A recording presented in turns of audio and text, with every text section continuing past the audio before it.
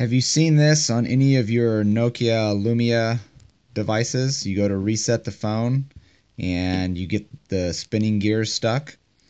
Well, just as an FYI, this seems to be a big Windows problem. If you do any search on the internet, I can assure you you're going to find just pages and pages of this issue. This is a Lumia 920 and I just reset it and I'm having the exact same issue. I sent my Lumia 1020 into Nokia about 2 weeks ago, and because I was having the same issue, and they returned it, with some ridiculous excuse about how it had moisture issues and things like that. And they didn't fix anything. They just said you got wet or something. So the other thing that's interesting, and I don't have the phones here, but I actually am kind of a Windows Phone fan, but I actually bought my parents Lumia 820s, and I ended up taking one of them and resetting it also, just to see what would happen, and I got the spinning gears on their phone. Now, my Lumia 1020, I actually managed to get recovered using a lot of the stuff that you actually see on the internet about holding down various buttons. But it took me about a week for it to do, and I did have to let the battery die multiple times.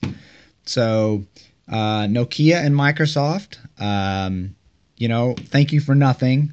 Nokia, thank you for sending me back my phone and letting me know that my phone got wet. That was what the problem was.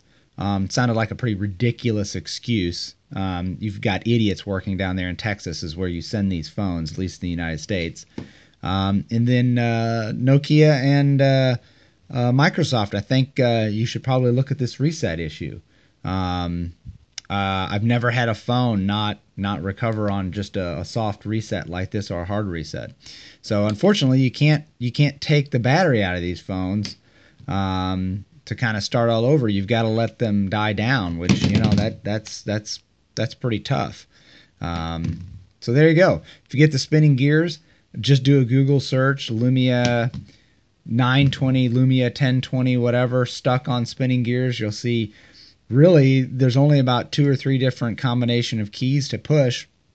On the 1020, like I said, I finally got it to work by doing those key combinations, but I did have to let the battery die down. Overall, I think the phones are really great phones.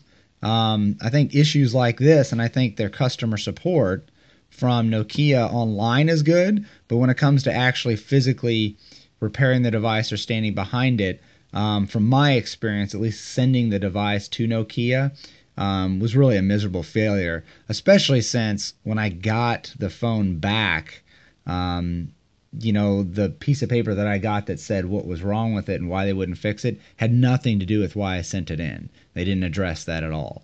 So it kind of tells me that people are just kind of sitting at a bench down there. They're looking at the phone, they're powered on, and they're just like, well, we're not going to fix this one. It seems like the idea is not to fix them. So there you go. And as you can see, spinning gears still. So my 920 here, I'm going to keep messing with. If I get it working, I'll do another video and post it.